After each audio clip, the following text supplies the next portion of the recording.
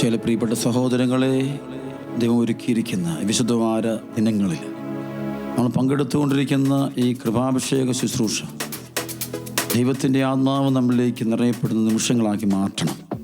ഒന്നിട്ട് പ്രാർത്ഥിച്ചൊരുക്കിക്കൊണ്ട് വേണം ഈ ദിനങ്ങൾ നമ്മൾ പങ്കെടുക്കാൻ. അപ്പോൾ ഏറെ ദൈവീയ കൃപകൾ നമുക്ക് ലഭിക്കും. കർത്താവ് നമ്മുടെ കൂടെ യാത്ര ചെയ്താൽ നമ്മുടെ ജീവിതത്തിൽ വലിയ അടയാളങ്ങൾ, അനുഗ്രഹങ്ങൾ നമുക്ക് അനുഭവിക്കാൻ പറ്റും.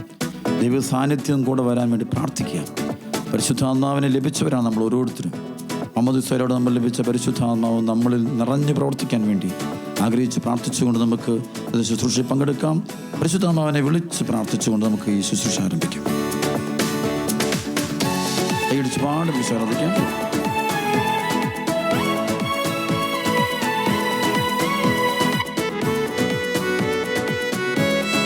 പരിശുദ്ധാത്മാവേ ഒറ്റെടുക്കണേ.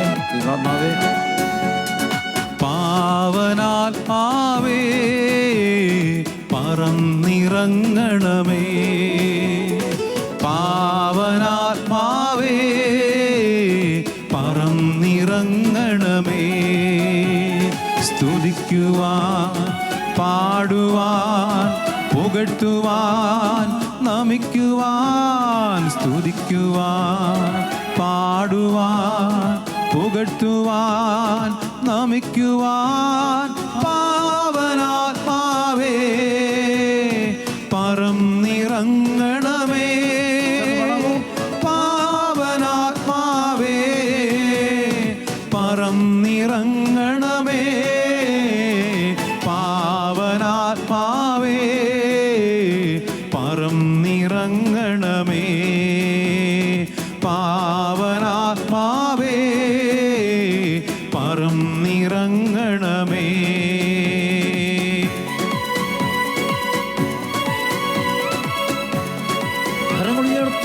ആരാധന ആരാധന ആരാധന, ഹല്ലേലൂയ ആരാധന ആരാധന. പരിശുദ്ധൻ ദൈവമാമേ, ഹല്ലേലൂയ ഹല്ലേലൂയ. പരിശുദ്ധൻ പരിശുദ്ധൻ പരിശുദ്ധൻ ദൈവമേ, ആരാധന ആരാധന ആരാധന, ഹല്ലേലൂയ ആരാധന. കൈയടിച്ച് പാടാം.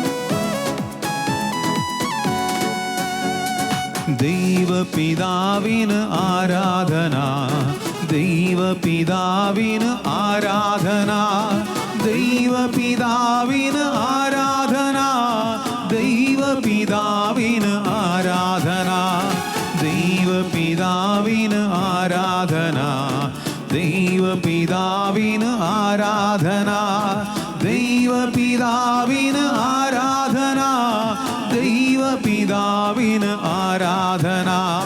ഹല്ലേലു ഹല്ലേലു ഹല്ലേലു ഹല്ലേലു ഹല്ലേലു ഹല്ലേലൂയാ, ഹല്ലേലു ഹല്ലേലു ഹല്ലേലു ഹല്ലേലു ഹല്ലേലു ഹല്ലേലൂയാ, ഹല്ലേലു ഹല്ലേലു ഹല്ലേലു ഹല്ലേലു ഹല്ലേലു ഹല്ലേലൂയാ, ഹല്ലേലു ഹല്ലേലു ഹല്ലേലു ഹല്ലേലു ഹല്ലേലു ഹല്ലേലൂയാ.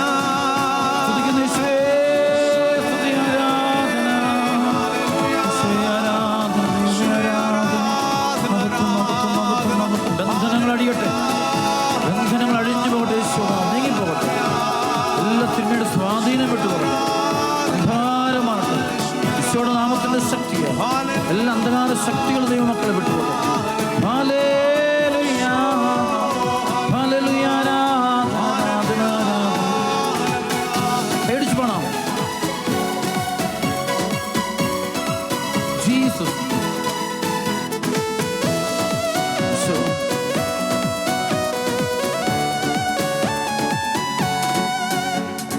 യേശുനാഥന് ആരാധന, യേശുനാഥന് ആരാധന, യേശുനാഥന് ആരാധന, യേശുനാഥന് ആരാധന, യേശുനാഥന് ആരാധന, യേശുനാഥന് ആരാധന, യേശുനാഥന് ആരാധന, യേശുനാഥന് ആരാധന. ഹല്ലേലു ഹല്ലേലു ഹല്ലേലു ഹല്ലേലു ഹല്ലേലു ഹല്ലേലൂയാ, ഹല്ലേലു ഹല്ലേലു ഹല്ലേലു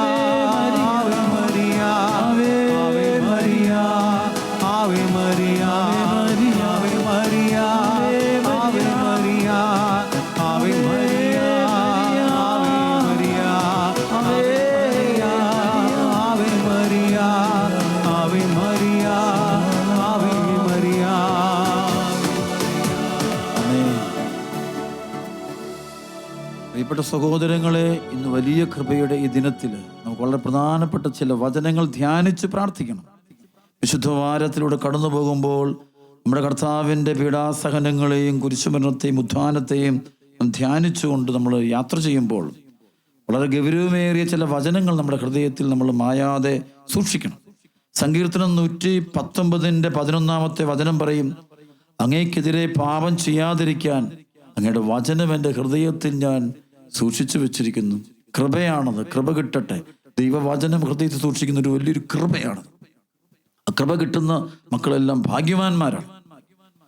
2 രാജാക്കന്മാരുടെ പുസ്തകം 4-ാം അധ്യായം 8 മുതൽ ഉള്ള തിരുവചനങ്ങൾ നമ്മൾ വായിച്ച് പ്രാർത്ഥിക്കാൻ പോകണം. ഒരിക്കൽ എലീശ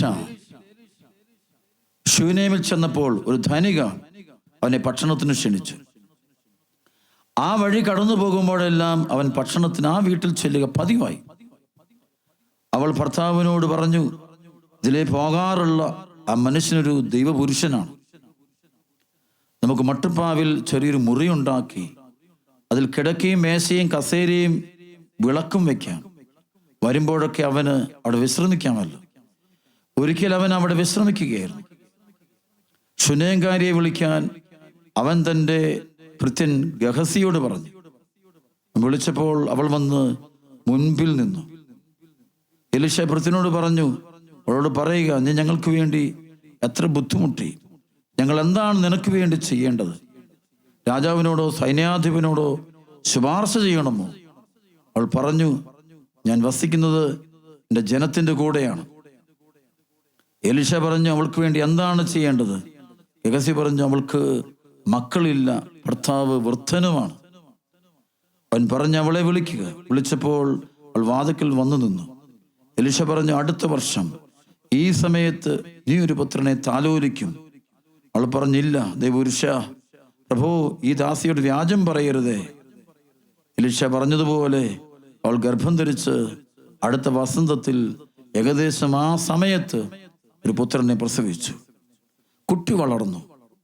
ഒരു ദിവസം അവൻ കൊയ്ത്തുകാരോടുകൂടി ആയിരുന്ന പിതാവിൻ്റെ അടുത്തേക്ക് ചെന്നു. അവൻ പറഞ്ഞു, അയ്യോ, എൻ്റെ തല വേദനിക്കുന്നു. പിതാവ് ഭൃത്യനോട് പറഞ്ഞു, അവനെ അമ്മയുടെ അടുക്കൽ കൊണ്ടുപോയി ആക്കൂ. അവൾ കുട്ടിയെ എടുത്ത് അമ്മയുടെ അടുക്കലാക്കി. ഉച്ചവരെ കുട്ടി അമ്മയുടെ മടിയിലിരുന്നു. പിന്നെ അവൻ മരിച്ചു. അവൾ അവനെ മുകളിൽ കൊണ്ടുചെന്ന് ദൈവപുരുഷന്റെ കിടക്കയിൽ കിടത്തിയതിനു ശേഷം വാതിലടച്ച് പുറത്തു പോന്നു. അവൾ ഭർത്താവിനോട് വിളിച്ചു പറഞ്ഞു, ഒരു വേലക്കാരിനെയും കഴുതയെ ഇങ്ങോട്ട് അയക്കുക, ഞാൻ വേഗം പോയി ദൈവപുരുഷനെ കണ്ടുവരട്ടെ. അവൻ ചോദിച്ചു, നീ ഇന്ന് അവന്റെ അടുത്തേക്ക് പോകുന്ന എന്തിന്? ഇന്ന് അമാവാസിയോ സാപത്തോ അല്ലല്ലോ. അവൾ പറഞ്ഞു, നന്മ ഭവിക്കും. കഴുതയ്ക്ക് ജീനിയിട്ട ശേഷം അവൾ ഭൃത്യനോട് പറഞ്ഞു, വേഗം ഓടിക്കുക, ഞാൻ പറയാതെ വേഗം കുറയ്ക്കരുത്. അവൾ കാർമൽ മലയിൽ ദൈവപുരുഷന്റെ അടുത്തെത്തി. അവൾ വരുന്നത് കണ്ടപ്പോൾ അവൻ ഭൃത്യൻ ഗഹസിയോട് പറഞ്ഞു, അതാ ശൂനേംകാരി. ഓടിച്ചെന്ന് അവളെ സ്വീകരിച്ച് അവൾക്കും ഭർത്താവിനും കുഞ്ഞിനും സുഖം തന്നെയോ എന്ന് അന്വേഷിക്കുക. സുഖം തന്നെ അവൾ പറഞ്ഞു. അവൾ മലയിൽ ദൈവപുരുഷന്റെ അടുത്തെത്തി അവന്റെ പാദങ്ങൾ പിടിച്ചു. അവളെ തള്ളി മാറ്റുന്നതിന് ഗഹസി മുന്നോട്ട് വന്നു. എന്നാൽ ദൈവപുരുഷൻ പറഞ്ഞു, അവളെ തടയരുത്, അവൾ കഠിന ദുഃഖത്തിലാണ്. കർത്താവ് അത് എന്നിൽ നിന്ന് മറച്ചിരിക്കുന്നു, എന്നെ അറിയിച്ചിട്ടുമില്ല. അപ്പോൾ അവൾ പറഞ്ഞു, പ്രഭു, ഞാൻ അങ്ങയോട് പുത്രനെ ആവശ്യപ്പെട്ടോ? എന്നെ വഞ്ചിക്കരുതെന്ന് ഞാൻ പറഞ്ഞതല്ലേ? അവൻ ഗഹസിയോട് പറഞ്ഞു, അരപ്പട്ട ധരിച്ച് എൻ്റെ വടിയും എടുത്ത് ചെല്ലുക. വഴിയിൽ ആരെ കണ്ടാലും നീ അഭിവാദനം ചെയ്യരുത്. ആരെങ്കിലും അഭിവാദനം ചെയ്താൽ അഭിവാദനം ചെയ്യുകയും വരുത്. എൻ്റെ വടി കുട്ടിയുടെ മുഖത്ത് വെക്കുക. അപ്പോൾ കുട്ടിയുടെ അമ്മ പറഞ്ഞു, കർത്താവിനെയും അങ്ങയെയും സാക്ഷിയാക്കി ഞാൻ പറയുന്നു, ഞാൻ അങ്ങയെ വിട്ടുപോവുകയില്ല. അപ്പോൾ അവൻ അവളെ അനുഗമിച്ചു. ഗഹസി മുൻപേ ഓടി ആ വടി കുട്ടിയുടെ മുഖത്ത് വെച്ചു. എന്നാൽ അനക്കമോ ജീവന്റെ ലക്ഷണമോ ഉണ്ടായില്ല. അവൻ മടങ്ങി വന്ന് എലീശയോട് കുട്ടി ഉണർന്നിട്ടില്ലെന്ന് പറഞ്ഞു. എലീശ ആ ഭവനത്തിൽ ചെന്നപ്പോൾ കുട്ടി കിടക്കയിൽ മരിച്ചു കിടക്കുന്നത് കണ്ടു. അവൻ ഉള്ളിൽ കടന്ന് വാതിലടച്ചു. മുറിക്കുള്ളിൽ അവനും കുട്ടിയും മാത്രമായി. എലീശ കർത്താവിനോട് പ്രാർത്ഥിച്ചു. അനന്തരം കിടക്കയിൽ കയറി തൻ്റെ വായ കുട്ടിയുടെ വായോടും തൻ്റെ കണ്ണുകൾ അവൻ്റെ കണ്ണുകളോടും തൻ്റെ കൈകൾ അവൻ്റെ കൈകളോടും ചേർത്ത് വെച്ച് അവൻ്റെ മേൽ കിടന്നു. അപ്പോൾ കുട്ടിയുടെ ശരീരം ചൂട് പിടിച്ചു തുടങ്ങി. എലീശ എഴുന്നേറ്റ് മുറിയിൽ അങ്ങോട്ടും ഇങ്ങോട്ടും ഒരു പ്രാവശ്യം നടന്നു. വീണ്ടും കുട്ടിയുടെ മേൽ കിടന്നു. കുട്ടി 7 പ്രാവശ്യം തുമ്മിയതിനു ശേഷം കണ്ണു തുറന്നു. എലീശ ഗഹസിയോട് ശുനേംകാരിയെ വിളിക്കുക എന്ന് പറഞ്ഞു. അവൻ വിളിച്ചു. അവൾ വന്നു. എലീശ അവളോട് പറഞ്ഞു, നിന്റെ പുത്രനെ എടുത്തുകൊള്ളുക. അവൾ അവൻ്റെ പാദത്തിങ്കൽ വീണ് നമസ്കരിച്ചു. എന്നിട്ട് കുട്ടിയെ എടുത്തുകൊണ്ടുപോയി. പ്രിയപ്പെട്ട സഹോദരങ്ങളെ, ഈ വലിയ തിരുവചനം, ഈ വലിയൊരു സംഭവം, വലിയൊരു ആധ്യാത്മികതയുടെ വചനം. ദൈവപുരുഷൻ എലീശ, അർത്ഥം ദൈവാത്മാവ് നിറഞ്ഞവൻ എന്നാണ് അർത്ഥം. ഓരോ ക്രിസ്ത്യാനിയും എലീശ പ്രവാചകനെ പോലെ ദൈവാത്മാവ് നിറഞ്ഞവനായിരിക്കണം. അവനിത് ഉയർപ്പിന്റെ ആത്മാവ് ഇരിപ്പുണ്ട്. ഉയർപ്പിന്റെ ആത്മാവ്, ഉത്ഥിതന്റെ ആത്മാവ്, പരിശുദ്ധാത്മാവ് നിറഞ്ഞിരിക്കുന്നു. അതിന് വലിയ പ്രത്യേകത ഇതാണ്. അപ്പോസ്തലപ്രവർത്തനം 1:8 വചനം പറയുന്നുണ്ട്, പരിശുദ്ധാത്മാവ് വന്നു കഴിയുമ്പോൾ നിങ്ങൾ ശക്തി പ്രാപിക്കും. അപ്പോസ്തലപ്രവർത്തനം 5:12 അപ്പോസ്തലന്മാരെ കുറിച്ച്, കർത്താവിന്റെ അപ്പോസ്തലന്മാരെ, അവരുടെ മേൽ ആത്മാവ് ഉണ്ടായിരുന്നു. അപ്പോസ്തലന്മാരുടെ കരങ്ങളിലൂടെ ജനമധ്യത്തിൽ വളരെ അടയാളങ്ങളും അത്ഭുതങ്ങളും സംഭവിച്ചു. കാരണം അവരുടെ കൂടെ കൃപയുണ്ട്, ദൈവം കൂടെയുണ്ട്. ഈ പരിശുദ്ധാത്മാവ് കൂടെയുണ്ട് പറയാൻ ദൈവം കൂടെയുണ്ട് എന്നുള്ളതാണ്. ദൈവം കൂടെ ഉണ്ടായിരിക്കട്ടെ. റോമാലേഖനം 8 മുതൽ 14 വരെയുള്ള വചനം വായിക്കുമ്പോൾ പരിശുദ്ധാത്മാവിനെ കുറിച്ച് പറയുന്നുണ്ട്. അവിടെ ആദ്യം പറയുന്നത്, ലോകത്തിന്റെ അരൂപിയിൽ നിറയുമ്പോൾ കർത്താവിനെ അനുഭവിക്കാനാവില്ല. ലോകത്തിന്റെ ബന്ധനം പാപത്തോട് ചേർന്നിരിക്കുന്ന വ്യക്തിക്ക്, ജഡിക മനുഷ്യന് ആത്മാവിനെ പ്രീതിപ്പെടുത്താൻ പറ്റത്തില്ല, ദൈവത്തോട് ചേർന്നിരിക്കാൻ പറ്റത്തില്ല. അതിനുശേഷം പറയും, നിങ്ങളിൽ ദൈവാത്മാവ് ഉണ്ടായിരിക്കട്ടെ. യേശുവിനെ മരിച്ചുവെന്ന് ഉയർപ്പിച്ചവന്റെ ആത്മാവ് നിങ്ങൾ വസിക്കുന്നുണ്ട് എങ്കിൽ, യേശുവിനെ മരിച്ചുവെന്ന് ഉയർപ്പിച്ചവൻ തന്റെ ആത്മാവിന് നിങ്ങളുടെ മർത്യ ശരീരങ്ങൾക്ക് പുതുജീവൻ പ്രദാനം ചെയ്യും.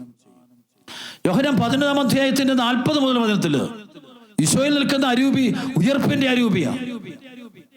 ഈശോ പറയാണ്, ഞാൻ ജീവനും ഉത്ഥാനവും മരണവും ഉത്ഥാനവും ഒക്കെയാണ് ഞാൻ. പരിശേഷിച്ച് പറയുന്നത്, വിശ്വസിച്ചാൽ നീ ദൈവമഹത്വം കാണും. വീണ്ടും ഈശോ പറയാ, അവിടെ ലാസറിന്റെ കുഴിമാടത്തിന്റെ മുമ്പിൽ നിന്ന് ഈശോ പറയാ, കല്ലെടുത്ത് മാറ്റി. എന്ത് ഈശോ വിളിക്കുക, ലാസറേ പുറത്തു വരിക. ഈശോ നമുക്കറിയാം, പ്രവാചകന്മാരുടെ പൂർത്തീകരണം ഈശോയില്ല, എല്ലാ ഈശോയിലാണ് പൂർത്തീകരിക്കപ്പെടുന്നത്. പക്ഷെ പഴയ നിയമത്തിൽ നമുക്കത് കാണാൻ പറ്റുവേ. ഇവിടെ എലീശ പ്രവാചകന്റെ കുട്ടിയെ ഉയർപ്പിക്കുന്ന സംഭവം തന്നെ പ്രവർത്തിക്കുന്ന കൃപ കൊണ്ട്, ആത്മാവ് കൊണ്ട്. ദൈവപുരുഷൻ എന്ന് വെച്ച അർത്ഥം ദൈവാത്മാവിനാൽ നയിക്കപ്പെടുന്ന വ്യക്തി, ദൈവത്തിന്റെ ആത്മാവ് കൂടെയുണ്ട്. ദൈവപരിശുദ്ധാത്മാവിനാൽ നയിക്കപ്പെടുന്ന വ്യക്തിയായിട്ട് മാറും.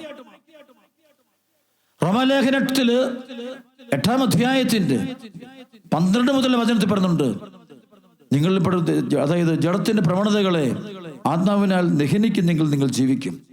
ജഡത്തിന്റെ പ്രവണതകളെ ആത്മാവിനാൽ ദഹനിക്കുന്നെങ്കിൽ ജീവിക്കും. അതിനെ തുടങ്ങുന്ന ഇങ്ങനെ, ആകയാൽ സഹോദരരെ, ജഡിക പ്രവണതകൾക്കനുസരിച്ച് ജീവിക്കാൻ നാം ജഡത്തിന് കടപ്പെട്ടവരല്ല.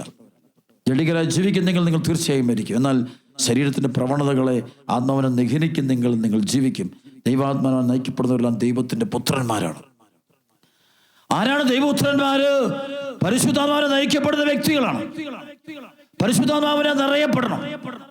ഈ ആത്മാവിനെ നയിക്കപ്പെടും. നിന്റെ ജീവിതത്തിൽ ജോലിക്ക് പോകുമ്പോഴും, മക്കളെ ജനിപ്പിക്കുമ്പോഴും, മക്കളെ വളർത്തുമ്പോഴും, ഭവനം പണിയുമ്പോഴും, ബിസിനസ് ആരംഭിക്കുമ്പോഴും, യാത്ര ചെയ്യുമ്പോഴും, പഠിക്കുമ്പോഴും, എല്ലാം ഇപ്പോഴും ഈ ദൈവം കൂടെ ഉണ്ടായിരിക്കട്ടെ. എലീശ പ്രവാചകന്റെ കൂടെ ദൈവമുണ്ട്. ദൈവ സാന്നിധ്യം കൂടെയുണ്ട്. ദൈവം കൂടെ നിൽക്കുന്നതിന് അനുഭവം കിട്ടുന്നുണ്ട്.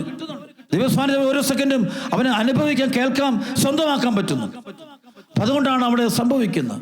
ആദ്യം അവൻ ചെയ്യുന്നത്, ഗഹസി എന്ന് പറയുന്ന തന്റെ ഭൃത്യന്റെ കയ്യിലൊരു വടി കൊടുത്തു വിടുക. കാരണം ചില അടയാളങ്ങൾ ഇവരുടെ കയ്യിലുണ്ട്, അനുഗ്രഹങ്ങൾ കയ്യിലുണ്ട്. ആ വടി കൊടുത്തു വിടുകയാണ്. കൃപയുടെ അടയാളമാണ്. അവർക്ക് അതിലൂടെ ദൈവം പ്രവർത്തിക്കും. ചില അടയാളങ്ങളോട് ദൈവം പ്രവർത്തിക്കും. ഗഹസിയുടെ കയ്യിൽ എലീശ തന്റെ വടി, അനുഗ്രഹത്തിന്റെ വടി കൊടുത്തു വിടുമ്പോൾ പറയുന്നൊരു വാക്കുണ്ട്, വഴി വെച്ച് നീ ആരെ കണ്ടാലും അഭിവാദനം ചെയ്യരുത്. ആരെങ്കിലും അഭിവാദനം ചെയ്താൽ അഭിവാദനം ചെയ്യുകയും വരുത്. അതായത് കൃപ സൂക്ഷിക്കുന്നത് അങ്ങനെയാണ്. കൃപ പോകാതിരിക്കണമെങ്കിൽ പോകുന്ന വഴിയിൽ സൂക്ഷിക്കണം. പോകുന്ന വഴിയിൽ ചില സംസാരങ്ങളും ചില വാക്കുകളുടെയും ഈ ഗ്രേസ് ചോർന്നു പോകാമെന്ന് പഠിപ്പിക്കുന്ന സ്ഥലമുണ്ട്. പ്രത്യേകിച്ച് വരങ്ങളൊക്കെ ഉള്ള മക്കള് പോകുമ്പോൾ അവരതിൻ്റെതായ ഒരു വളരെ ശ്രദ്ധാലുക്കളായിരിക്കണം. അഭിഷേകമുള്ളവർ പോകുമ്പോൾ അവർ സൂക്ഷിക്കേണ്ട ഒരുപാട് കാര്യങ്ങളുണ്ട്, ജാഗ്രത എടുക്കേണ്ട കാര്യമുണ്ട്. കൊടുത്തുവിടുന്നവൻ ശ്രദ്ധിക്കണം. വേറെ ഒരു കാര്യത്തിൽ കൃപ നേരെ ചെല്ലണം. വേറെ ആരെ കണ്ടാലും മൈൻഡ് ചെയ്യണ്ട. നേരെ തിന്നിട്ട് ആ മരിച്ചു കിടക്കുന്ന കുട്ടിയുടെ മേൽ ആ വടി തൊടിപ്പിക്കുക. ദൈവം ഇടപെടും. അടപ്പെട്ടോ ചെയ്യുകയാണ്. അപ്പോൾ അവിടെ വെച്ച് വീണ്ടും തിരിച്ചു അടയാളമൊന്നും ഉണ്ടാകുന്നില്ല. ഒരുപക്ഷെ അവൻ ജീവിച്ചിരിപ്പുണ്ടോ മരിച്ചിട്ടുണ്ടോ എന്ന് അറിയാൻ വേണ്ടിയായിരിക്കും ഒരു പക്ഷേ എലീശ അത് ചെയ്യിച്ചത്. വീണ്ടും എലീശ അവിടേക്ക് നേരിട്ട് ചെല്ലുകയാണ്. അതാണ് ഈശോ നേരിട്ട് ചെല്ലും. ചിലപ്പോൾ ദൈവദൂതനെ അയച്ചു. ദൈവദൂതന്മാർക്ക് ചിലപ്പോൾ എല്ലാം സൗഖ്യപ്പെടുത്താൻ പറ്റാത്ത ഒരു സാഹചര്യം ദൈവം നേരിട്ടിറങ്ങി ചെല്ലുന്ന ചില ചരിത്ര സംഭവങ്ങളുണ്ടല്ലോ. യോഹന്നാൻ സുവിശേഷം 5-ാം അധ്യായത്തില് ബത്സയിദ കുളത്തിന്റെ കരയില് 38 വർഷം തളർന്നു കിടക്കുന്ന ഒരുവനെ നമുക്കറിയാം. ആ കുളത്തില് ഇടയ്ക്കിടയ്ക്ക് ദൈവദൂതൻ വന്നിട്ട് ജലമിളക്കുമ്പോൾ അവിടെ വലിയ അടയാളം ഉണ്ടാകും നമ്മൾ കണ്ടിട്ടുണ്ട്. വചനം എങ്ങനെയാണ്? യോഹന്നാൻ സുവിശേഷം 5-ാം അധ്യായത്തിന്റെ 3 മുതൽ അവിടെ കുരുടരും മുടന്തരും തളർവാദക്കാരുമായ അനേകം രോഗികൾ കിടന്നിരുന്നു. 38 വർഷമായി രോഗിയായിരുന്ന ഒരുവൻ അവിടെ ഉണ്ടായിരുന്നു. അവൻ അവിടെ കിടക്കുന്ന യേശു കണ്ടു. അവൻ വളരെ നാളായി കിടപ്പിലാണെന്നറിഞ്ഞ് യേശു ചോദിച്ചു, സുഖം പ്രാപിക്കാൻ നിനക്ക് ആഗ്രഹമുണ്ടോ? അവൻ പറഞ്ഞു, കർത്താവ്, വെള്ളം ഇളകുമ്പോൾ എന്നെ കുളത്തിൽ ഇറക്കാൻ ആരുമില്ല. വെള്ളം ഇളക്കും. ദൈവദൂതന്മാർ വന്നിട്ട് ഇടയ്ക്ക് ആ ജലം ഇളക്കും. ആ സമയത്ത് അതിലേക്ക് ഇറങ്ങുന്നവർ ദൈവദൂതന്മാര് അവിടെ അവർക്ക് അതിനപ്പുറത്തേക്ക് ചെയ്യാൻ പറ്റില്ല. അത്രയേ ഉള്ളൂ. അതിന്റെ സൈഡിൽ കിടക്കുന്ന, അതിന്റെ വരമ്പത്ത് കിടക്കുന്ന ആ വ്യക്തിയെ സുഖപ്പെടുത്താൻ ആ ദൈവദൂതന്മാരെ പറ്റുന്നില്ല. പക്ഷെ ഇവിടെ ഈശോ നേരിട്ട് അവന്റെ അടുക്കലേക്ക് ചെല്ലുകയാണ്. ഈശോ നേരിട്ട് ചെന്നിട്ട് അവനെ സുഖപ്പെടുത്തുകയാണ്. എന്റെ കട്ടിലും എടുത്ത് നിന്റെ ഭവനത്തിലേക്ക് പോകാൻ പറയുന്നു. അതുപോലെ സംഭവിക്കുന്നു. ഇതിനാണ് ഇവിടെ സംഭവിക്കുക. എലീശ പ്രവാചകൻ നേരിട്ട് അവന്റെ ആ വീട്ടിലോട്ട് ചെല്ലുകയാണ്. അവിടെ നമുക്ക് കണ്ടുമുട്ടുന്ന പ്രത്യേകതയുണ്ട്. ആ കുട്ടിയുടെ അമ്മ എന്തൊരു കൃപയുടെ ഒരു അമ്മ. ദൈവപുരുഷന്മാരെ തിരിച്ചറിയാൻ പറ്റുന്നു. പരിശുദ്ധമുള്ളവർക്ക് തിരിച്ചറിയാൻ പറ്റുള്ളൂ. അവരുടെ വീടിന്റെ മുന്നിലൂടെ എന്നും യാത്ര ചെയ്യുന്ന ഈ മനുഷ്യനെയും കണ്ടിട്ട് അവൾ തന്റെ ഭർത്താവിനോട് പറയുന്നൊരു വാക്കുണ്ട്, ആ മനുഷ്യരു ദൈവപുരുഷനാണ്, ദൈവാത്മാവിനെ നയിക്കപ്പെടുന്ന വ്യക്തിയാണ്. അത് വലിയൊരു അനുഗ്രഹമാണ്. തിരിച്ചറിയാൻ പറ്റുക, ആത്മാവിനെ നിറഞ്ഞവരെ തിരിച്ചറിയാൻ പറ്റുക. അതിനുശേഷം അവരവരുടെ വീടിന്റെ മുകളില് ഈ എലീശ പ്രവാചകന് താമസിക്കാൻ ഒരു സൗകര്യമൊക്കെ ഒരുക്കി കൊടുക്കുക. എലീശ പ്രവാചകൻ ദൈവവേല ചെയ്യുന്ന സമയത്ത് ഇടസമയങ്ങൾ അവിടെ വന്ന് താമസിക്കുന്നു. ഗഹസി എന്ന ഭൃത്യനും കൂടെയുണ്ട്. അങ്ങനെ താമസിക്കുകയാണ്. അപ്പോഴാണ് ഒരു ദിവസം ഗഹസി പറയാണ്, അവൾക്ക് ഈ ഗഹസി പറയുന്നുണ്ട്, അവൾക്ക് മക്കളില്ല, ദുഃഖത്തിലാണ്. ഭർത്താവ് വൃദ്ധനാണ്, പ്രായം കവിഞ്ഞു, രണ്ടുപേരും മക്കളൊന്നുമില്ല. അപ്പോഴാണ് പറയുന്നത്, അവൾ കൊണ്ടുവരിക, എന്നിട്ട് പറയുക. കാരണം കൃപയുള്ളവൻ പറയുക, അഭിഷേകം കിട്ടിയവൻ പറയുക, സംഭവിക്കും. അത് പരിശുദ്ധമോ നിറഞ്ഞ എലീശ പറയാണ്, അടുത്ത വർഷം ഈ സമയമാകുമ്പോൾ നിനക്കൊരു കുഞ്ഞുണ്ടാവും. അതുപോലെ സംഭവിക്കുന്നു. പിന്നീടാണ് കണ്ടുമുട്ടുന്നത്, ആ കുഞ്ഞിന് രോഗം വന്ന് മരിക്കുന്നു. മരിച്ചപ്പോ ഇവള് ചെയ്യുന്ന കാര്യം എന്താ? ഇവള് പെട്ടെന്ന് കുട്ടിയെ എടുത്തു കൊണ്ടുപോയി ആ വീടിന് ഈ എലീശ പ്രവാചകൻ കിടന്നുറങ്ങുന്ന ആ മുറിയിലെ ആ കട്ടിൽ കൊണ്ടുപോയി കുട്ടിയെ കൊണ്ട് കിടത്തിയിട്ട് ഇവള് പെട്ടെന്ന് യാത്ര തിരിക്കുകയാണ്. രഥത്തിൽ യാത്ര തിരിക്കുകയാണ് നേരെ എലീശ പ്രവാചകന്റെ അടുക്കലേക്ക്. എലീശ പ്രവാചകന്റെ അടുത്ത് ചെന്നിട്ട് അപ്പോൾ എലീശ പ്രവാചകൻ കാർമൽ മലയുടെ മുകളിൽ അവിടെ പ്രാർത്ഥിച്ചുകൊണ്ടിരിക്കുകയാണ്, ദൈവത്തോട് സംസാരിച്ചുകൊണ്ടിരിക്കുക. ദൈവപുരുഷന്മാരെന്നാണ്. ദൈവത്തോടെ പലരും പ്രാർത്ഥിക്കാത്തത് ദൈവ സാന്നിധ്യം കിട്ടുന്നില്ല. അവർക്ക് ഈ അനുഭവം കിട്ടുന്നില്ല. കൃപ നഷ്ടപ്പെട്ടു പോയി. കൃപ ചോർന്നു പോയ പിന്നെ പ്രാർത്ഥിക്കാനാവില്ല. പ്രാർത്ഥനയിൽ ബ്ലോക്ക് വരും. ദൈവ സാന്നിധ്യം നഷ്ടപ്പെടുന്നതിന് കാരണം എന്താ? ഒന്ന്, നമ്മുടെ അവിശ്വാസം. 2, അഹങ്കാരം. പാപത്തിന്റെ അവസ്ഥ നമ്മൾ അനുസരിക്കുന്നില്ല. ധിക്കാര മനോഭാവം ചിലപ്പോഴൊക്കെ നമ്മൾ കാണിക്കുന്നു. അറിയാതൊക്കെയോ ദൈവം അതിനകത്ത് ദൈവ കൽപ്പനയ്ക്ക് നമ്മൾ പോവുകയാണ്. അങ്ങനെ പോകുമ്പോൾ നമുക്ക് ദൈവത്തെ അനുഭവിക്കാൻ പറ്റാതെ പോവുകയാണ്. അങ്ങനെ വരുമ്പോൾ ദൈവ സാന്നിധ്യം നഷ്ടപ്പെട്ടു പോകുന്നു. ഇവിടെ എലീശ പ്രവാചകൻ കാർമൽ മലയുടെ മുകളില് തപസ് ചെയ്യുകയാണ്, പ്രാർത്ഥനയിൽ പിന്നെ മടുപ്പൊന്നുമില്ല, ദൈവത്തോട് കൂടെ കഴിയുക. അപ്പോഴാണ് ഈ മകൾ ഓടി അവിടത്തേക്ക് വരുന്നത്. അപ്പോൾ ഗഹസി പെട്ടെന്ന് തടയുന്നുണ്ട്. ഈ മകൾ അടുത്തേക്ക് വരുമ്പോൾ ഇവളെ ഓടിക്കാനായിട്ട് വൃത്തിനായ ഗഹസി ശ്രമിക്കുമ്പോൾ ഉടനെ ദൈവപുരുഷനായ എലീശ പറയുന്നുണ്ട്, അവൾ തടയരുത്, അവൾ കഠിന ദുഃഖത്തിലാണ്, കർത്താവ് അതിൽ നിന്ന് മറച്ചിരിക്കുന്നു, എന്നെ അറിയിച്ചിട്ടുമില്ല. ദൈവപുരുഷന്മാർക്ക് പോലും ചില സമയങ്ങളിൽ എല്ലാ കാര്യവും വെളിപ്പെടുത്തി കൊടുക്കാറില്ല. കാരണം അതൊരു ദൈവിക രഹസ്യമാണ്. എല്ലാം വെളിപ്പെടുത്തി കൊടുക്കേണ്ട ആവശ്യമില്ല. കാരണം ദൈവമാണ് ആ തീരുമാനമെടുക്കുന്നത്. എല്ലാം ദൈവം വെളിപ്പെടുത്തി കൊടുക്കാറില്ല. ഇവിടെ ദൈവപുരുഷൻ പറഞ്ഞു, അവളെ തടയരുത്, അവൾ കഠിന ദുഃഖത്തിലാണ്. അവളുടെ ദുഃഖം കണ്ടു, അവളുടെ മുഖത്തൊരു ദുഃഖം കണ്ടു, ഇതിന് ഭാരം അനുഭവിക്കുന്നുണ്ട്.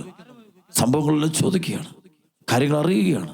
അതിനുശേഷമാണ് ഉടനെ ദൈവപുരുഷനായ എലീശ പ്രവാചകൻ ഗഹസിയുടെ കയ്യിൽ തൻ്റെ കയ്യിലിരിക്കുന്ന ഒരു വടി കൊടുത്തു വിട്ടിട്ട് പറയാം, നീ പോകുന്ന വഴിയിൽ ആരെ കണ്ടാൽ അഭിവാദനം ചെയ്യരുത്, ആരെങ്കിലും നിന്നെ അഭിവാദനം പ്രത്യഭിവാദനവും ചെയ്യരുത്, നീ നേരെ ആ വീട്ടിൽ ചെല്ലുക.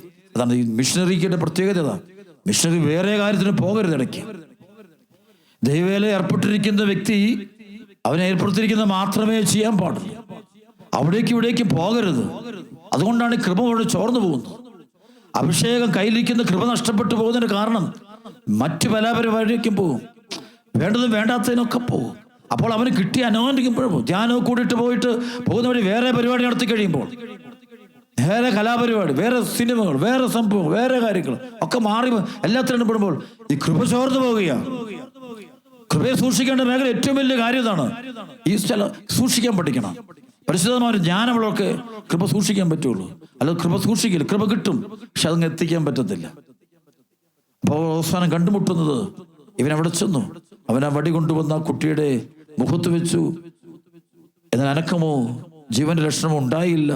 അവൻ മടങ്ങി വന്ന എലീശയോട് കുട്ടി ഉണർന്നിട്ടില്ലെന്ന് പറഞ്ഞപ്പോൾ എലീശ വീണ്ടും അവന്റെ വീട്ടിലേക്ക് ചെന്നിട്ട് എലീശ ഒരു അതായത് ജ്ഞാനത്തിലൂടെ ചില കാര്യം ചെയ്യുകയാണ്, ദൈവിക ജ്ഞാനത്തിലൂടെ ചെയ്യുകയാണ്.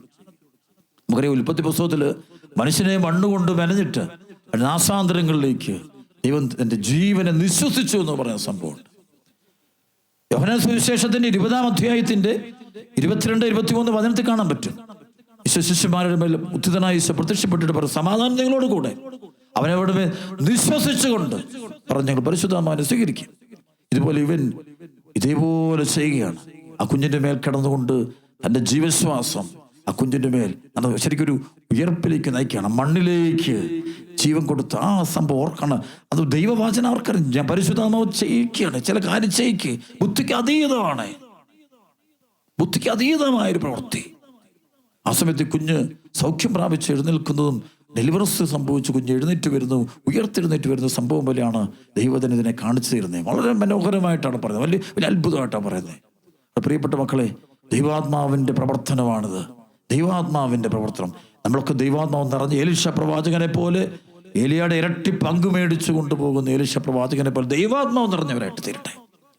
ദൈവാത്മാവ് നമ്മുടെ കൂടെ ഉണ്ടെങ്കിൽ നമ്മൾ പോകുന്ന വഴി ഒരിടത്ത് നമ്മൾ പരാജയപ്പെടില്ല. കൃപയാണ് നമ്മൾ നയിക്കുന്നത്. ആ കൃപ നമ്മളെ ഉപേക്ഷിക്കില്ല. പഴയ നിയമത്തില് അബ്രാഹത്തും ഇസ്ഹാക്കിന്റെയും യാക്കോബിന്റെയും കൂടെ നടന്നൊരു ദൈവമുണ്ട്.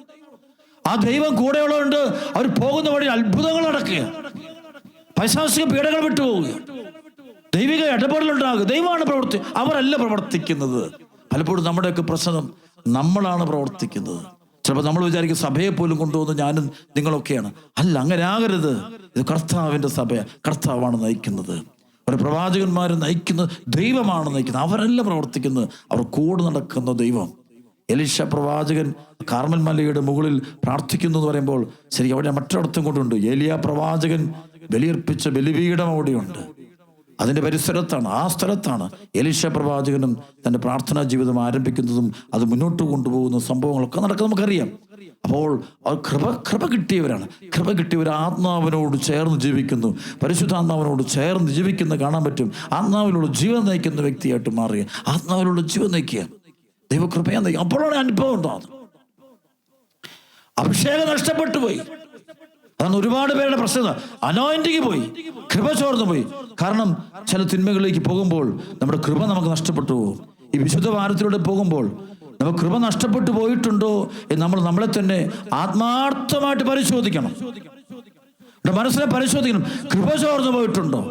പോയിട്ടുണ്ടെങ്കിൽ എന്തൊക്കെയാണ് ഇതിന്റെ കാരണങ്ങൾ? എന്താണ് അഭിഷേകം ചോർന്നു പോകാനുള്ള കാരണം? എന്താണ്? തിമോത്തി ലേഖനത്തില് 2 തിമോത്തി 2-ാം അധ്യായത്തിന്റെ 1 മുതൽ 5 വരെയുള്ള വചനം, എൻ്റെ മകനെ, യേശുക്രിസ്തുവിന്റെ കൃപാവരത്തിൽ നിന്ന് ശക്തി സ്വീകരിക്കുക. അനേകം സാക്ഷികളുടെ മുമ്പിൽ വെച്ച് നീ എന്നിൽ നിന്ന് കേട്ടവ മറ്റുള്ളവരെ കൂടി പഠിപ്പിക്കാൻ കഴിവുള്ള വിശ്വസ്തനായ ആളുകൾക്ക് പകർന്നു കൊടുക്കുക. യേശുക്രിസ്തുവിന്റെ നല്ല പടയാളിയെ പോലെ കഷ്ടപ്പാടുകൾ സഹിക്കുക. സൈനിക സേവനത്തിൽ ഏർപ്പെട്ടിരിക്കുന്ന പടയാളി തന്നെ സൈന്യത്തിൽ ചേർത്ത ആളിന്റെ ഇഷ്ടം നിറവേറ്റാനുള്ളതിനാൽ മറ്റു കാര്യങ്ങളിൽ തലയിടാറില്ല. ഈ വചനം മറക്കരുത്. സൈനിക സേവനത്തിൽ ഏർപ്പെട്ടിരിക്കുന്ന പടയാളി തന്നെ സൈന്യത്തിൽ ചേർത്ത ആളിന്റെ ഇഷ്ടം നിറവേറ്റാൻ ഉള്ളതിനാൽ മറ്റു കാര്യങ്ങൾ തലയിടാറില്ല. കൃപ കളയാണ്. കൃപ കളയുന്ന ആൾക്കാർ കൃപ ചോർന്നു പോയി. അവിടെ നമുക്ക് നമ്മുടെ ജീവിതത്തിൽ കർത്താവിൻ്റെ ആത്മാവിൻ്റെ പ്രവർത്തനങ്ങൾ കാണാൻ പറ്റുന്നില്ല. ഒരു ചെറിയ രോഗശാന്തി പോലും അവർക്ക് കൊടുക്കാൻ നമുക്ക് പറ്റുന്നില്ല.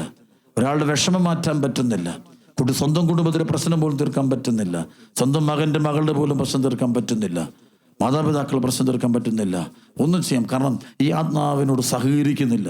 ദൈവകൃപയോട് നമ്മൾ ചേരുന്നില്ല. കർത്താവിൻ്റെ കൂടെ നടക്കുന്നില്ല. കർത്താവ് കൂടെ വരാൻ വേണ്ടി ഒരുങ്ങുക. അതുകൊണ്ട് ഈ വചനമൊക്കെ സൂക്ഷിക്കണം ഹൃദയത്തിൽ. നിയമാനുസൃതം മത്സരിക്കാത്ത ഒരു കായികാഭ്യാസിക്കും കിരീടം ലഭിക്കുകയില്ല. നിയമാനുസൃതം, അതായത് ദൈവം വചനാധിഷ്ഠിതം പോയെങ്കിലേ നമുക്ക് ആ കൃപയിൽ നിലനിൽക്കാൻ പറ്റുള്ളൂ. ആ ദൈവപുരുഷനിൽ ആ ആത്മാവ് പ്രവർത്തിക്കുമ്പോൾ ആ ആത്മാവിന്റെ പ്രവർത്തനം കൊണ്ട് വലിയ അത്ഭുതങ്ങൾ നടക്കുകയാണ്. ഇസ്രായേൽ ജനത്തെ മുഴുവനും ഒരു അപകടത്തിൽ രക്ഷിച്ചുകൊണ്ട് വരികയാണ്. ഇസ്രായേൽ ജനത്തിന് മനസ്സിലായി അവൻ്റെ കൂടെ ദൈവമുണ്ട്, വേറൊന്നുമല്ല നമ്മുടെ കൂടെ ഉണ്ടെന്ന് പറയേണ്ടത്. അവന് പണമുണ്ട്, അവന് കാശുണ്ട്, അവന് മക്കളുണ്ട്, അവന് സമ്പത്തുണ്ടെന്ന് പറഞ്ഞിട്ട് ഒരു കാര്യമില്ല. ഏറ്റവും കൂടുതലായി നമ്മുടെ കൂടെ ഉണ്ടായിരിക്കേണ്ടത് ദൈവമാണ്, ദൈവ സാന്നിധ്യമാണ്. യോഹന്നാന്റെ സുവിശേഷത്തിന്റെ 3-ാമത്തെ അധ്യായത്തിൽ 1 മുതൽ വചനം, നിക്കോദെമോസിന്റെ വചനം നമുക്കറിയാം. ഫരിസേയരിൽ നിക്കോദെമോസ് എന്ന് പേരായ ഒരു യഹൂദ പ്രമാണി ഉണ്ടായിരുന്നു.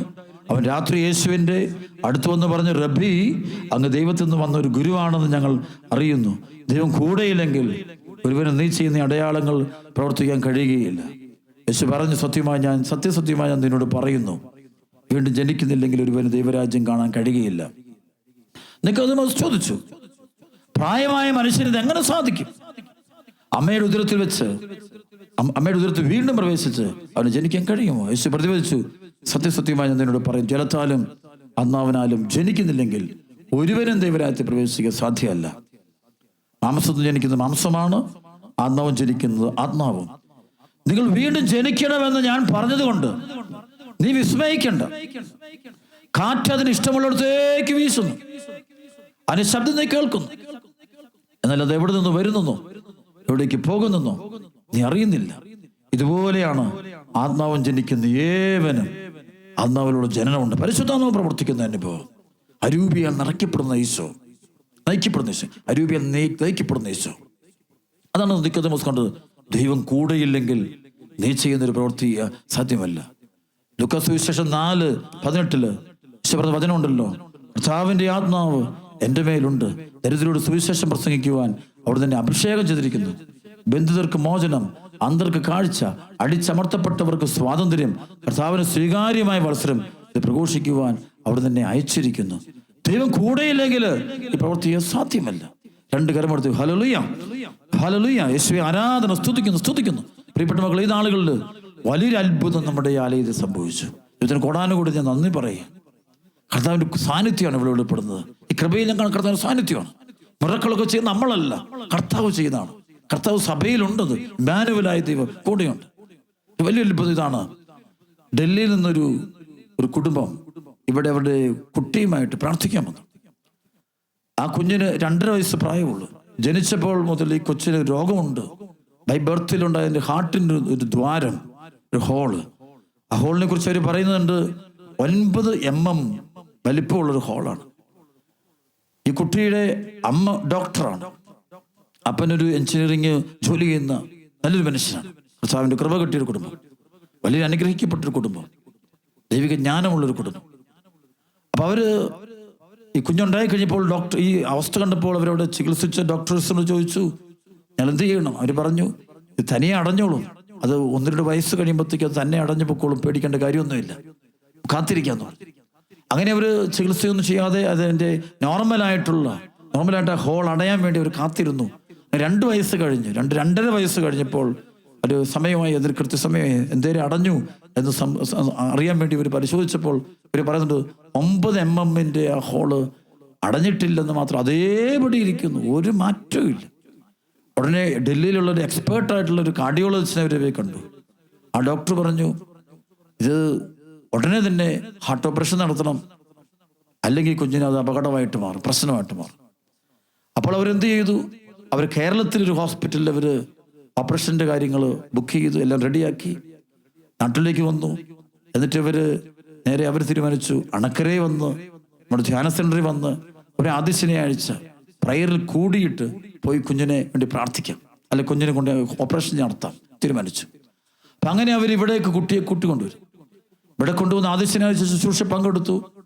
ഏറ്റവും അവസാനം ഞാൻ ആളുകളെ തലയിൽ കഴിച്ച് ഞാൻ പ്രാർത്ഥിച്ചുകൊണ്ടിരിക്കുന്ന സമയം, അപ്പം ആ സമയത്ത് ഇവർ കുഞ്ഞുമായിട്ട് എൻ്റെ അടുത്ത് വന്നു. സത്യത്തിൽ അവരൊന്നും ഒത്തിരി തിരക്കിനായിട്ട് ഞാൻ ഓർമ്മിക്കുന്നൊന്നുമില്ല. പക്ഷെ പിന്നീടാണ് ഇവർ തന്നെ പറഞ്ഞാണ് ഞാൻ സംഭവമില്ല അറിയുന്നത്. അവർ പറയാം, അച്ഛനോട് ഞങ്ങൾ പറഞ്ഞു ഞങ്ങളുടെ പ്രശ്നങ്ങൾ ഇങ്ങനെ ഉണ്ടെന്ന് കുട്ടിയുടെ പ്രശ്നം. അപ്പോൾ അച്ഛൻ പറഞ്ഞു, നിന്റെ കുഞ്ഞ് സുഖം പ്രാപിക്കും, ഇതിന് ഓപ്പറേഷൻ ആവശ്യം വരില്ല, ഇത് സാക്ഷ്യപ്പെടുത്തണം. എന്നിട്ട് ഞാൻ കർത്താവിൻ്റെ നാമത്തിൽ, ഈശോയുടെ നാമത്തിൽ ബന്ധിക്കുന്നു, ബഹിഷ്കരിക്കുന്നു എന്ന് പറഞ്ഞിട്ട് ആ കുട്ടിയുടെ തലയൊക്കെ വെച്ച് ഡെലിവറൻസ് പ്രയർ നടത്തി, സൗഖ്യ പ്രാർത്ഥന നടത്തി. ഈശോയുടെ നാമത്തിൽ സൗഖ്യം ഉണ്ടാകട്ടെ. ഒരിക്കലും ഡൊമിനിക്കച്ചനല്ല, എനിക്കാരെയും സൗഖ്യപ്പെടുത്താനുള്ള കഴിവൊന്നുമില്ല, അങ്ങനെ രോഗശാന്തി കൊടുക്കാൻ കഴിയുന്നില്ല. കർത്താവ് കൃപയാണ്. കർത്താവ് കൂടെ നിൽക്കുന്നതിന് പറയുന്നവരാണ് കൃപയുണ്ട്. നല്ല സന്തോഷമാണ് അതിൽ. അറിയാം, പ്രവർത്തിക്കുന്നറിയാം. അങ്ങനെ പ്രാർത്ഥിച്ചു. അതിനുശേഷം ഉണ്ടാകുന്ന വലിയൊരു മിറക്കിൾ പറയുകയാണ്. ഇവിടുന്ന് ഇവർ ആശുപത്രി പോയി തിരിച്ച് ആ ദിവസങ്ങളിലാണ് ഈ കുട്ടിയുടെ ഓപ്പറേഷൻ നടക്കേണ്ടത്. ഹോസ്പിറ്റലിൽ നിന്നിട്ട് വീണ്ടും അവർ ചെക്കപ്പ് ചെയ്തപ്പോൾ, ഓപ്പറേഷൻ മുമ്പായിട്ട് അവരവസാനത്തെ ഒരു ചെക്കപ്പ് ഇവർ നടത്തുമ്പോൾ കണ്ടുമുട്ടിയത് ഈ പ്രാർത്ഥനയ്ക്ക് ശേഷമുണ്ടായൊരു മിറക്കിൾ. അവർ പറയാണ്, നോക്കുമ്പോൾ പരിശോധിച്ചപ്പോൾ അവർ കണ്ടത് ഈ ഹാർട്ടിൻ്റെ 9 mm ദ്വാരമുള്ള ഒരു സ്ഥലത്ത് വേറെ എക്സ്ട്രാ ഒരു മാംസകഷ്ണം വന്നു, ഒരു സംഭവം വന്നിട്ട് ആ ഹോള് പൂർണ്ണമായും അടഞ്ഞിരിക്കുന്നതായിട്ട് കാണുകയാണ്. സംഭവിച്ചത് ഈ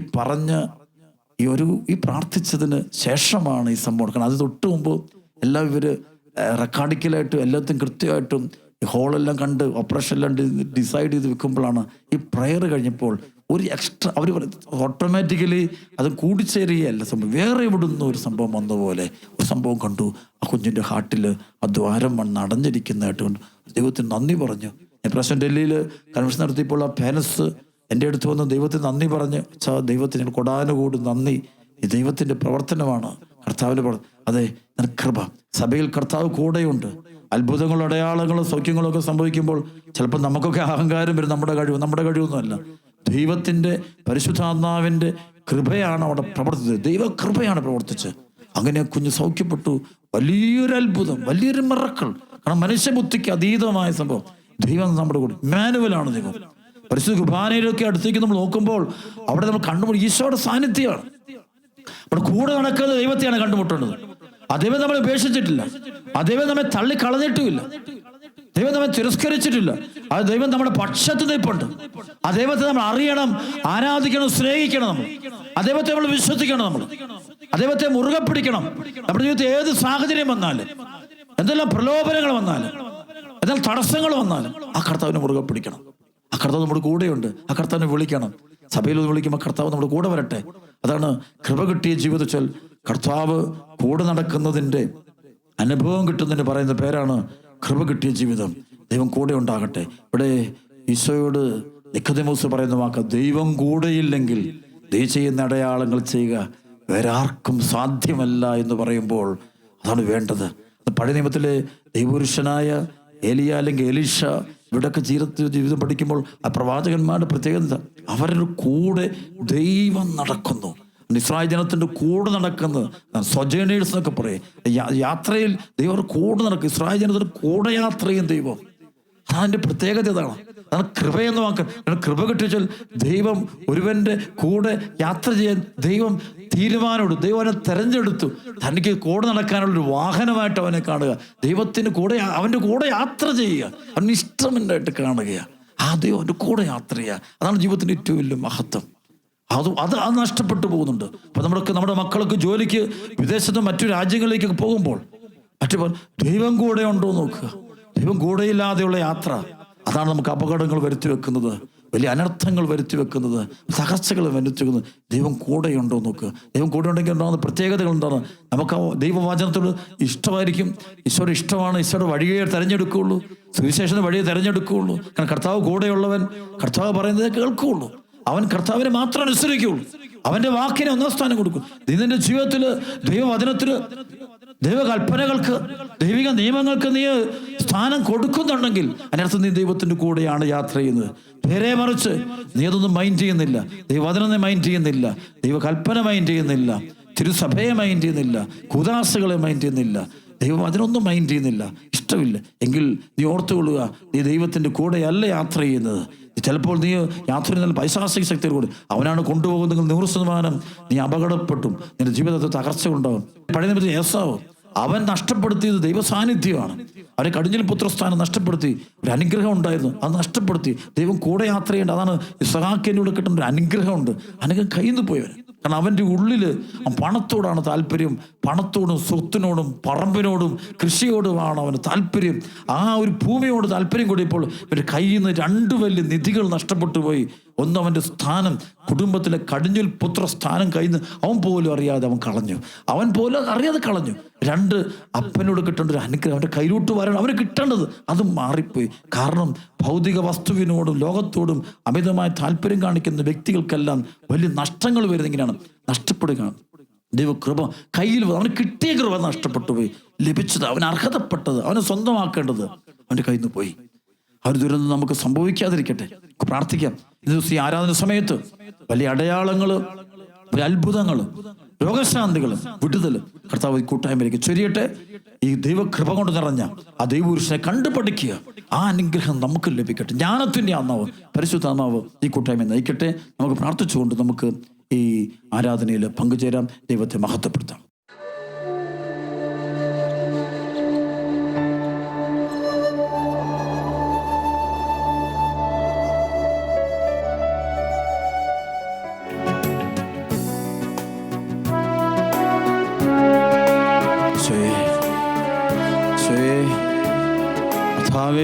ഞങ്ങൾ ഏറ്റെടുക്കണേ.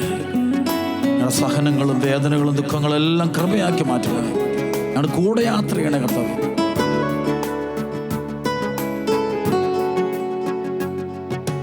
നീ എൻ്റെ സങ്കേതവും നീ എൻ്റെ കോട്ടയും നീ എൻ്റെ പ്രാണനാഥൻ നീ എൻ ദൈവം നീ എൻ്റെ സങ്കേതവും നീ എൻ്റെ കോട്ടയും നീ എൻ്റെ പ്രാണനാഥൻ നീ എൻ ദൈവം.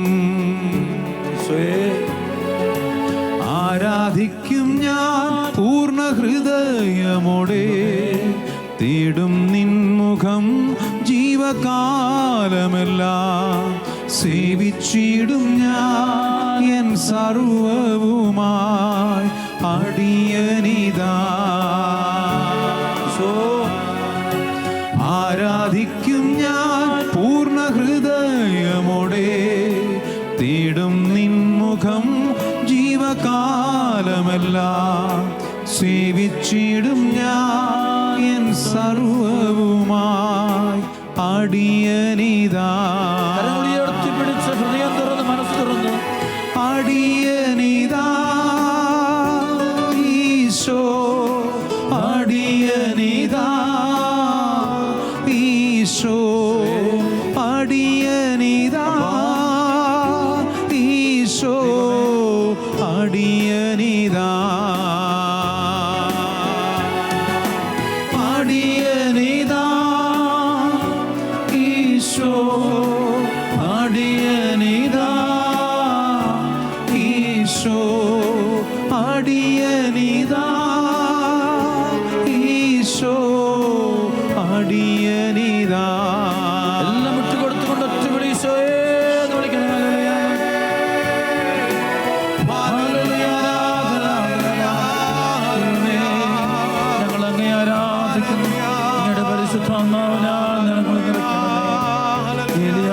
അഭിഷേകം ചെയ്തതുപോലെ, എലീശായെ അഭിഷേകം ചെയ്തതുപോലെ ഞങ്ങളെ അവിടുന്ന് അഭിഷേകം ചെയ്യണമേ.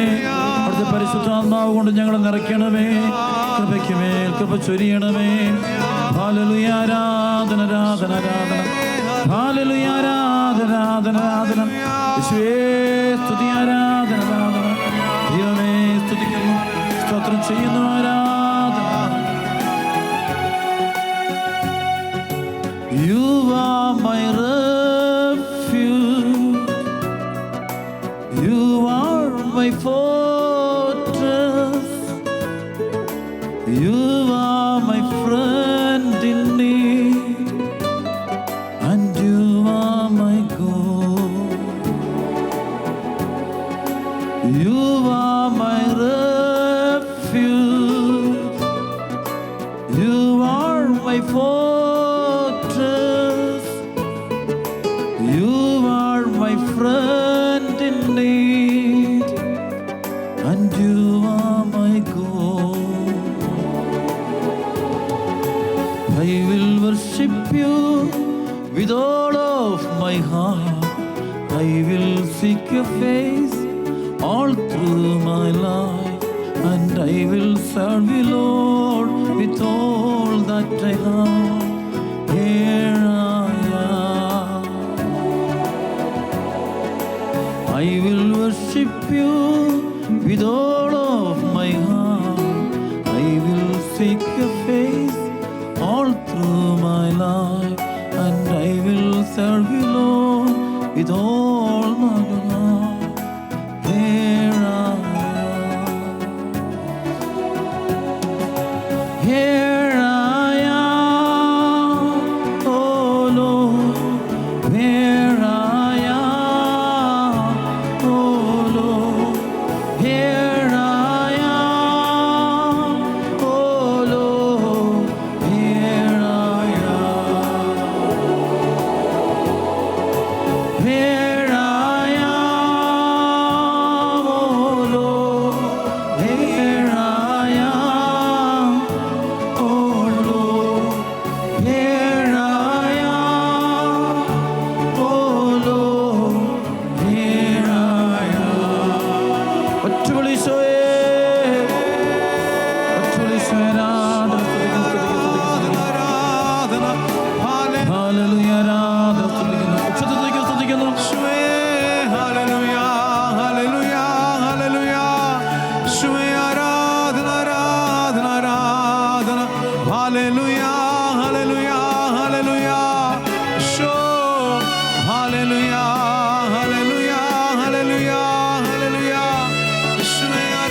സർവ്വബന്ധനങ്ങളും കെട്ടുകൾ അടിയട്ടെ യേശുനാമത്തിൽ. യേശുരക്തത്താൽ പാപശക്തികൾ, പൈശാചിക പീഡകൾ കുടുംബങ്ങളെ വിട്ടുപോകട്ടെ, ഞങ്ങളെ വിട്ടുപോകട്ടെ. ദൈവസാന്നിധ്യം, ദൈവസാന്നിധ്യം, സ്വാമിയുടെ സാന്നിധ്യം. അങ്ങ് ചിറകിൻ മറവിലാണു ഞാൻ, എൻ്റെ വിശ്വാസം വർദ്ധിപ്പിക്കണേ. അങ്ങ് ചിറകിൻ മറവിലാണു ഞാൻ, എൻ്റെ വിശ്വാസം വർദ്ധിപ്പിക്കണേ. തിരുക്കുരിശിൻ മറവിലാണു ഞാൻ, എൻ്റെ വിശ്വാസം വർദ്ധിപ്പിക്കണേ. തിരുമുറിവിൻ മറവിൽ ആണു ഞാൻ, എൻ്റെ വിശ്വാസം വർദ്ധിപ്പിക്കണേ. അങ്ങേ തിരുക്കൈകളിൽ ആണു ഞാൻ, എൻ്റെ വിശ്വാസം വർദ്ധിപ്പിക്കണേ. ദൈവസ്നേഹത്തിൻ്റെ മറവിലാണു ഞാൻ, എൻ്റെ വിശ്വാസം വർദ്ധിപ്പിക്കണേ. ദൈവകാരുണ്യത്തിൻ മറവിലാണു ഞാൻ, എൻ്റെ വിശ്വാസം വർദ്ധിപ്പിക്കണേ.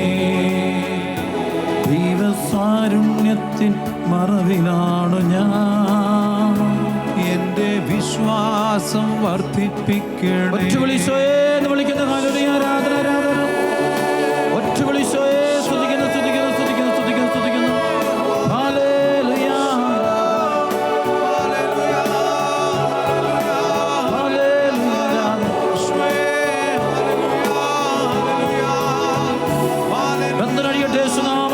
കരമൊഴിയട്ടെ. പൈശാചിക പീഡകൾ വിട്ടുപോകട്ടെ. ഈ സമയത്ത് ഓരോ വ്യക്തിയിലുമുള്ള, ഓരോ കുടുംബത്തിലുമുള്ള സാത്താന്റെ ശക്തികൾ അഴിഞ്ഞു പോകട്ടെ. ശ്രമത്തിന് അഴിച്ചു മാറ്റിയിരിക്കുന്ന ശ്രമത്തിൽ കൃപയ്ക്കുമേ കൃപ ലഭിക്കട്ടെ. പരിശുദ്ധ അഭിഷേകം കൊണ്ട് കൂട്ടായ്മ എന്നറിയട്ടെ. എല്ലാ മക്കളും ദൈവാത്മാവിനെ എന്നറിയട്ടെ. Hallelujah, hallelujah. പരിശുദ്ധൻ പരിശുദ്ധൻ പരിശുദ്ധൻ പരിശുദ്ധനാണ് ദൈവമേ. ആരാധന. കർത്താവേ, നിന്റെ കുരിശിന്റെ തണലിൽ എല്ലാം സ്തുതിക്കുന്നു സ്തുതിക്കുന്നു സ്തുതിക്കുന്നു. കരമൊഴി ഉയർത്തിപ്പെട്ട് സ്തുതിക്കുന്നു. നീ എൻ്റെ രക്ഷകനും നീ എൻ്റെ വൈദ്യനും നീ എൻ്റെ ആലംബവും നീ എൻ ദൈവം. മനസ്സ് തുറന്ന് പ്രാർത്ഥിക്കട്ടെ. നീ എൻ്റെ രക്ഷകനും നീ എൻ്റെ വൈദ്യനും ദൈവമേ, നീ എൻ്റെ ആലംബവും നീ എൻ ദൈവം. ആരാധിക്കും ഞാൻ പൂർണ്ണ ഹൃദയമോടെ, തേടും നിൻമുഖം ജീവകാലമെല്ലാം. സേവിച്ചിടും ഞാൻ എൻ സർവവുമായി അടിയനിതാ. ആരാധിക്കും ഞാൻ പൂർണ്ണ ഹൃദയമോടെ, തേടും നിൻമുഖം ജീവകാലമെല്ലാം. സേവിച്ചിടും ഞാൻ എൻ സർവവുമായി അടിയനിതാ. അടിയനിതാ ഈശോ, അടിയനിതാ ഈശോ, അടിയനിതാ ഈശോ. ദൈവസാന്നിധ്യം ഒഴുകട്ടെ. അടിയനിതാ എല്ലാ മക്കളുടെ മുറിവുകൾ സുഖം പ്രാപിക്കട്ടെ എന്ന് കൽപ്പിക്കുന്നു. പൈശാചിക പീഡകളെല്ലാം നീങ്ങിപ്പോട്ടെ എന്ന് കൽപ്പിക്കുന്ന ഈശോ. അടിയനിതാ ഈശോ, അടിയനിതാ ഈശോ, അടിയനിതാ. ഒറ്റ വിളി ഈശോയേ. സ്വർഗ്ഗം തുറക്കപ്പെടട്ടെ. ദൈവസാന്നിധ്യം കൊണ്ട് നിറയട്ടെ. കണ്ണുനീര് മാറട്ടെ. തളർച്ചകൾ മാറട്ടെ. കുടുംബത്തിൽ സമാധാനം ഉണ്ടാകട്ടെ. മദ്യപാനം, പുകവലി, മയക്കുമരുന്ന്, കലഹം, കുടുംബകലഹങ്ങൾ വിട്ടുപോകട്ടെ. കുടുംബ സമാധാനം ഉണ്ടാകട്ടെ. പ്രാർത്ഥന കൃപകൾ ലഭിക്കട്ടെ. സമാധാനം നിറയട്ടെ. വിശുദ്ധി നിറയട്ടെ. എല്ലാ ഹൃദയത്തിലും അധരത്തിലും വിശുദ്ധിയുടെ പുണ്യങ്ങൾ ഉണ്ടാകട്ടെ. കർത്താവിനെ മുറുകെ പിടിക്കാൻ എല്ലാവർക്കും ഇടയാകട്ടെ. ദൈവാത്മാവേ, പരിശുദ്ധാത്മാവേ, നിറയണമേ, കവിയണമേ. ഹല്ലേലൂയ, ആരാധന. Hallelujah. Jesus, we love you. Hallelujah, ആരാധന.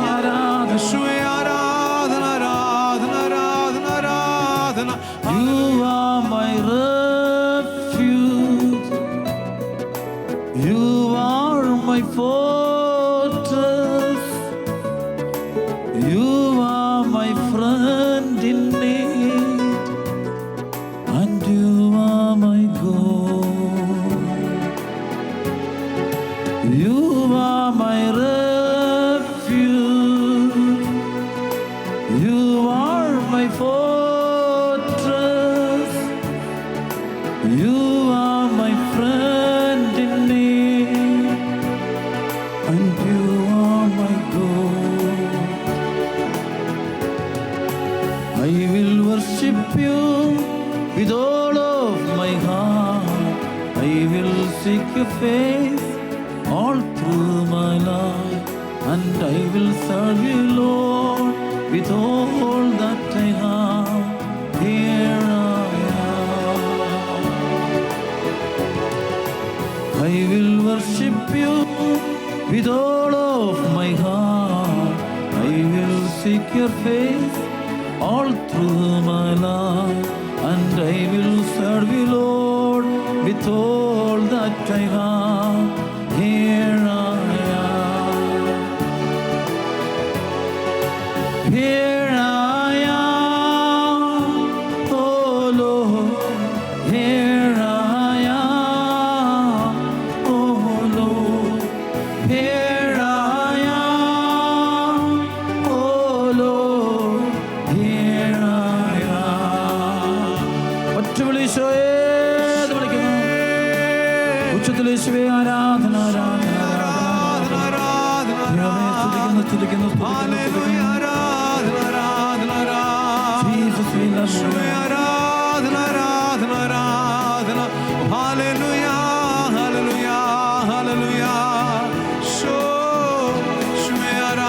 Jesus, we love you.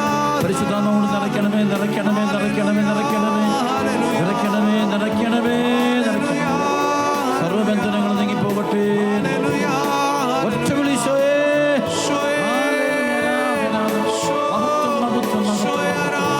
Jesus, we love you. We love you, Lord.